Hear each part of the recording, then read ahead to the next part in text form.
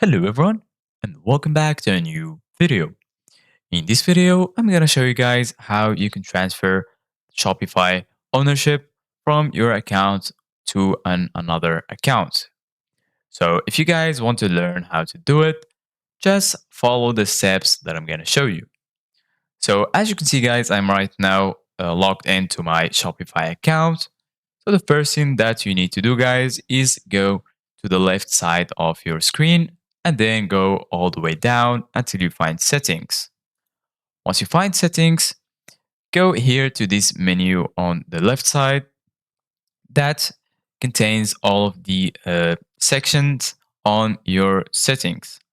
So once you here, search for users and permissions and click on it. And then right here, under permissions, you're going to find store owner. So the thing that you need to do, guys, is go right here to the right and you're going to find transfer ownership. So go ahead and click on this link. And then right here, you're going to find this form. So the last thing that you need to do, guys, is to fill it.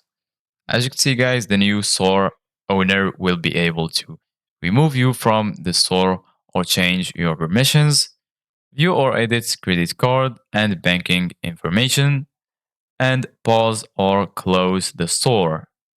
Go ahead and type the email of the new owner, the first name and the last name, and lastly, enter your Shopify password, and then go ahead and click to transfer store ownership. Once you finish, the ownership will be automatically transferred to the other account that you typed. So this is it guys for today's video. Thank you guys for watching. See you guys in the next video.